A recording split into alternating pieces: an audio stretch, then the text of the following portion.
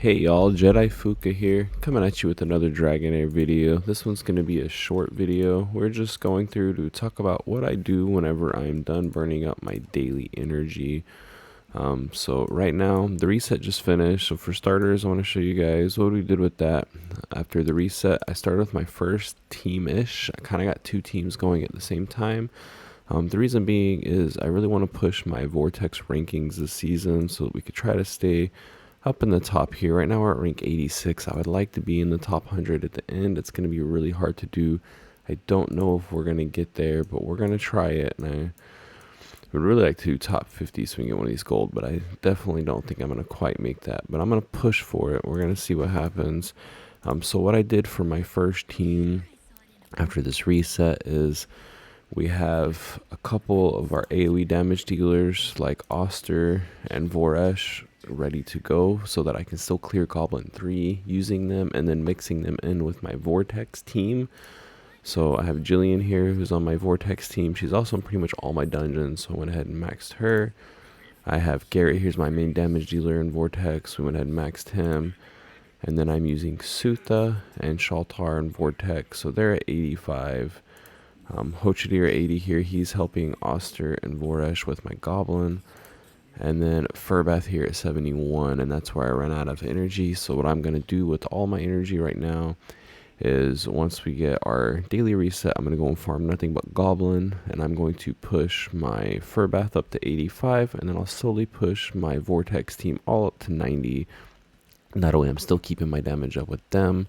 And then I'll move on to work on other teams, also gaining energy for whenever we get to level 100 unlocked.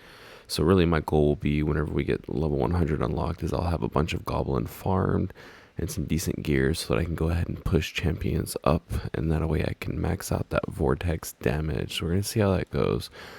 But really this video, I just want to show what am I doing whenever I'm not doing any of that. And that is just some resource collection. This is what I do whenever I get bored in the game and I don't have anything else going on at home. It's a nice little time killer, but it's just running around collecting everything that we need. And then also making sure that we stay up to date on everything going on inside the game outside of your daily energy. So to go with that, we have these little exploration areas that they opened up for this season. I think it's really cool how they did this. We get basically some battles and some chests to go and unlock. Every time you get so many levels unlocked, this reopens up.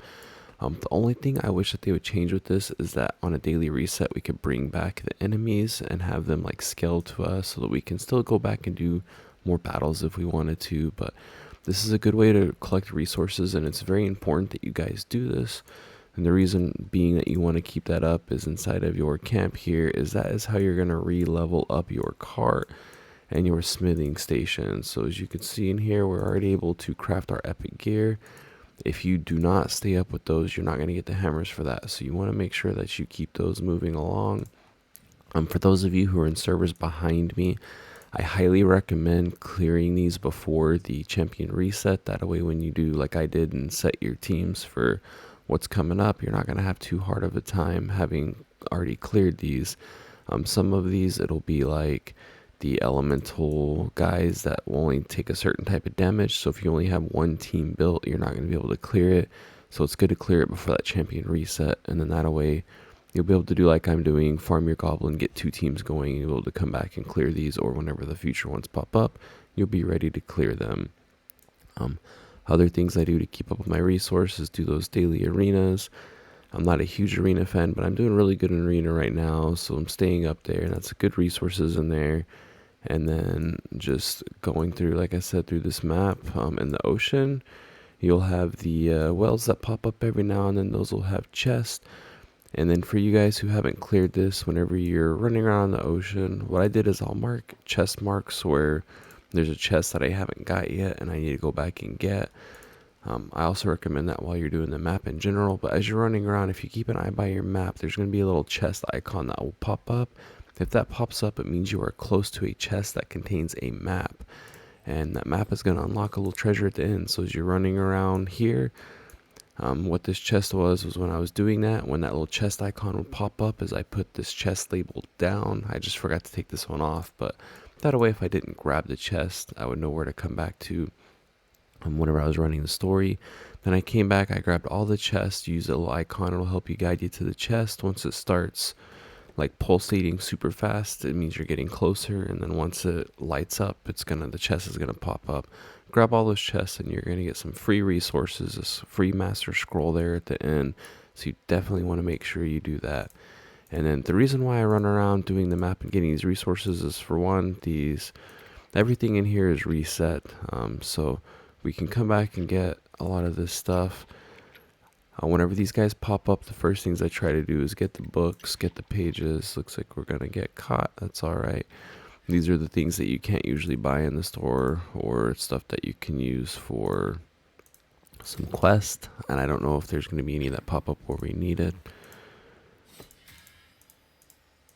Anyways, back to this. So the reason why I run around grabbing all the resources is that the food materials in here, over time, it's going to cost you quite a bit to buy. So if you run through these maps and you get this, it's going to give you what you need for your cooking. Before, in season 1, I just went through the map like 2 or 3 times in early game. Then I didn't go through the map again. And then the rest of the game, as we got to later game, I would just buy my resources, which still did take up quite a bit of gold, but 2 or 3 runs through the map gave me enough resources to make quite a few meals.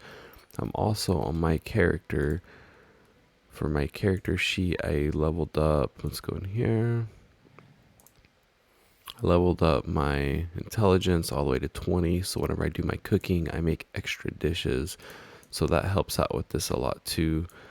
Now we do need iron ore for smithing, but you're going to get that anyways. It's nothing that you really need to focus on getting. It's mostly all the food materials. And then that way, whenever we get into our dungeons, I have plenty of different foods to use, and keep my teams running. Especially right now, I'm using Frost team, so I'm running around up here in the Frost area because it gets me what I need for my Frost, for the attack food, and for the defense food with your cold damage. So definitely helps out a lot. But anyways, guys, that's really it for this video. Now, I did do one more pull. You'll see my last pull video.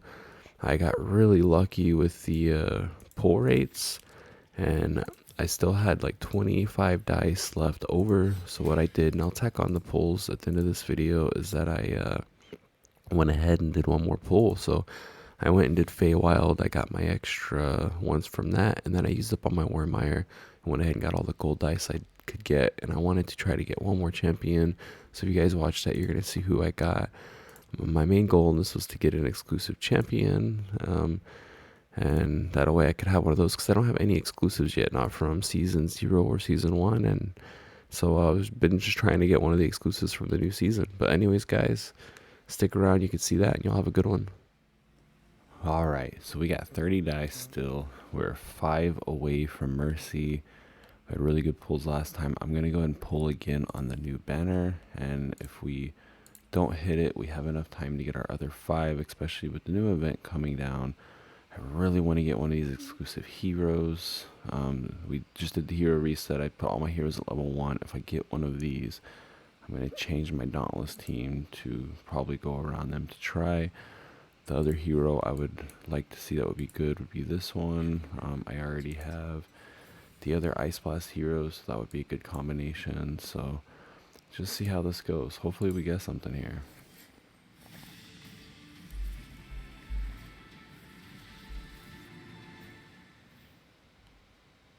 Wow.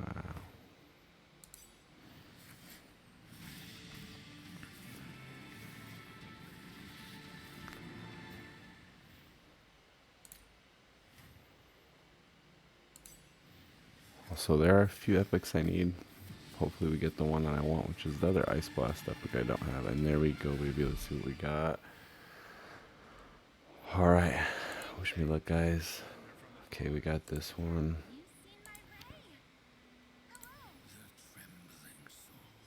Okay, my account seems to have some luck with these archers. Let's see.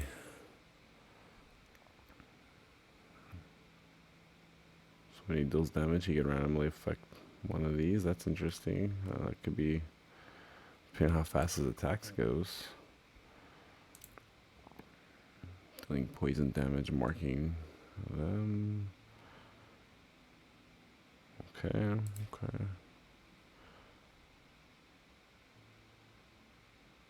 So this one will be interesting. I was reading this before, but while the magic nexus exists, enemies who die in it can't be resurrected, and this goes on for 8 seconds. So if you can time this out with some nukers, this would really be good, especially against those PvP teams that are always bringing people back up. So not what I was looking for, but something I might be able to work with. All right, well, that was fun.